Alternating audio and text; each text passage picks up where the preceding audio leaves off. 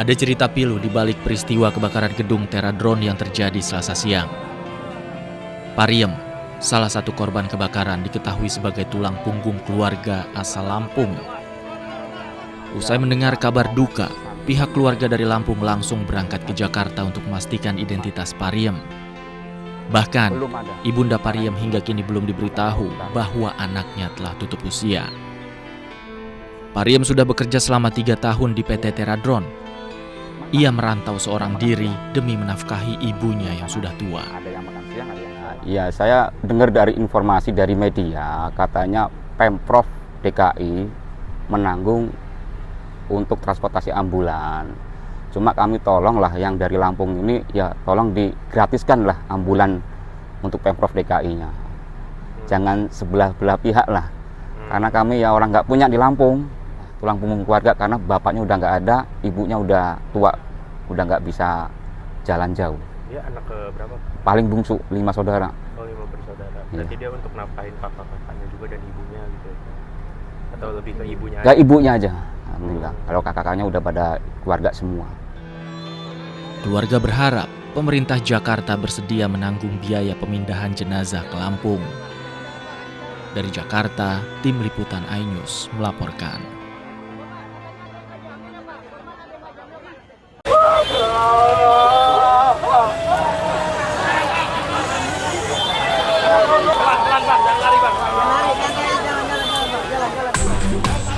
Isak tangis pecah saat satu persatu jenazah korban kebakaran dievakuasi keluar gedung perusahaan jasa pesawat tanpa awak atau drone di Jalan Letjen Suprapto, Kemayoran, Jakarta Pusat.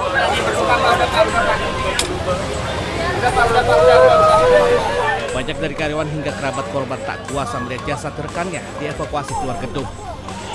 Bahkan, banyak dari mereka yang harus dibawa menjauh dari lokasi kebakaran agar mereka tak histeris. Duka mendalam juga dirasakan keluarga korban yang mendatangi rumah sakit Polri. Salah satu korban, Novia, berasal dari Lampung yang dalam kondisi hamil 8 bulan. Korban tewas setelah terjebak di lantai 5.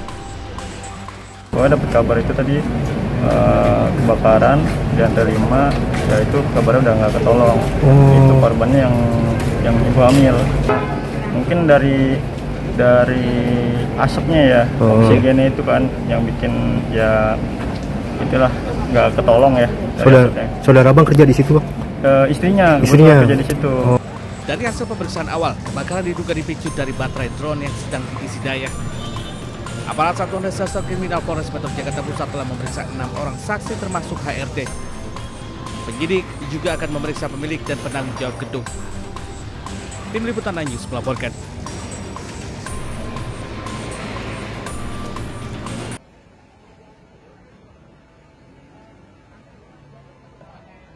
Polisi menyelidiki unsur pidana pada kebakaran gedung Teradron di Kemayoran, Jakarta Pusat. Setelah melakukan pemeriksaan terhadap 6 karyawan yang selamat, penyidik menjadwalkan pemeriksaan pada 2 saksi kunci dari pihak manajemen gedung. Ada 2 orang saksi kunci lagi yang akan kami periksa, termasuk dari pihak manajemen. Tentunya kami berharap bahwa pemeriksaan ini bisa membuat terang, dan kami masih melaksanakan penyelidikan untuk menemukan apakah ada pidana atau karena kelalaiannya yang menyebabkan korban begitu banyak. Sementara itu, dalam tinjauannya ke lokasi kebakaran, Menteri Dalam Negeri Tito Karnavian menyoroti izin bangunan gedung dan sertifikat layak fungsi. Dari diskusi tadi dengan Pak Wali Kota, Pak Kapolres, kemudian juga dengan Kepala Dinas Pemadam Kebakaran DKI, logika saya tadi ya berpikir bahwa setiap pembuatan bangunan juga harus ada pengujian tentang pencegahan kebakaran atau mitigasi atas kebakaran.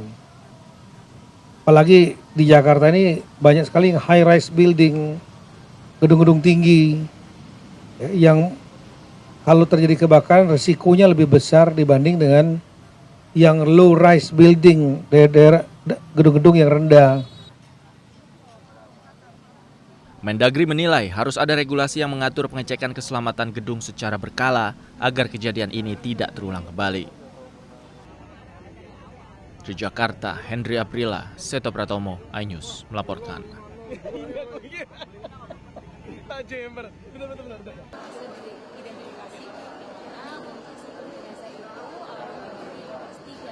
Tim DVI Rumah Sakit Polri Kramat Jati kembali mengidentifikasi 7 korban meninggal dunia kebakaran di perusahaan drone Kemayoran, Jakarta Pusat.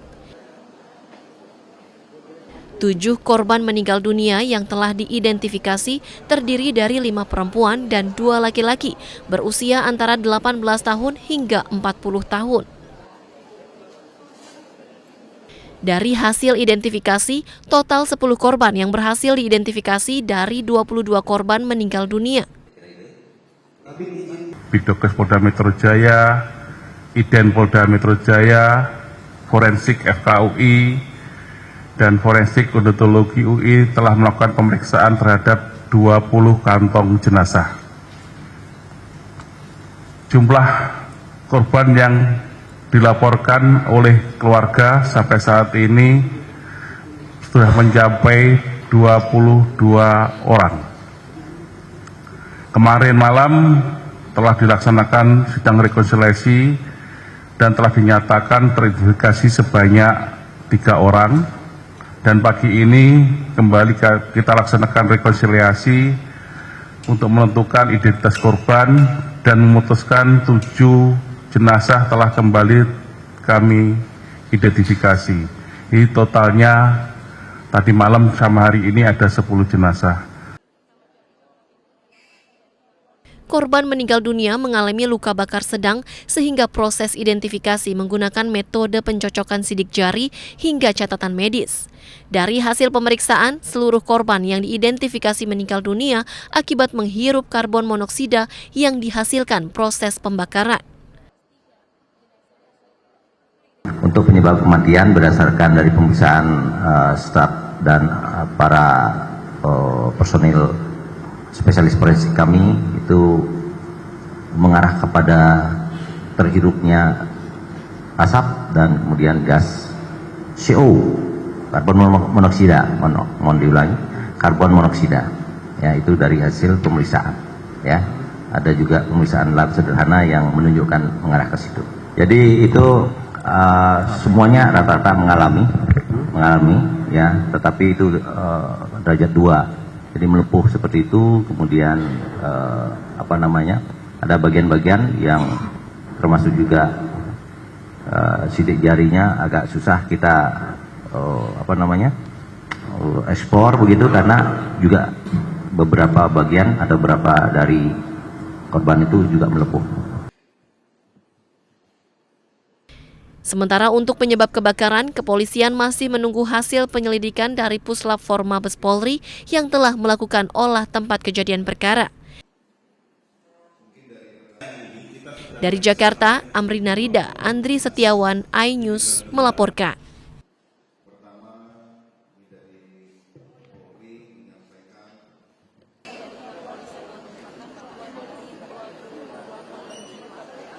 Usai proses identifikasi jenazah para korban kebakaran gedung perusahaan drone Kemayoran, Jakarta Pusat, Pusdokes Polri Rumah Sakit Kramat Jati menyerahkan jenazah korban kepada keluarga.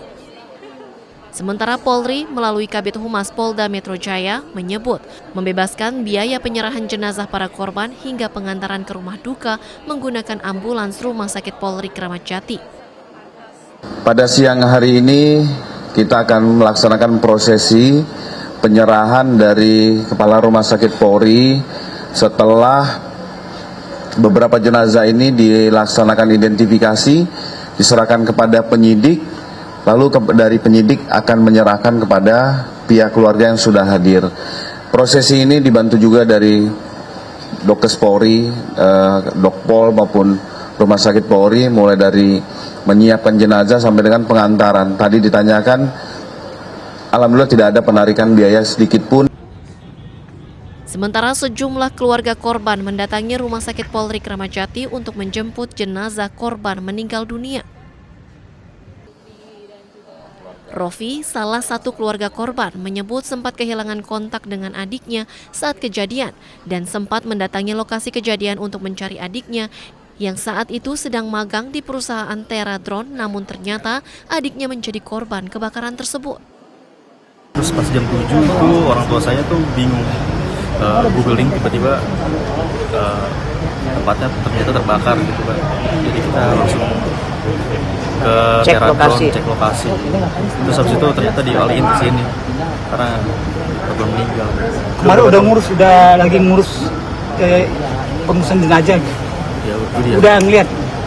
Belum ngeliat tuh belum, cuma udah tahu kabarnya sih. Rencana mau diambil? Iya, hari ini langsung. Berapa tahun sudah kerja di teaternya adanya? Kenapa? Udah berapa tahun? Masih magang. Masih magang? Sekitar 2 bulan. Oh, baru 2 bulan? Iya.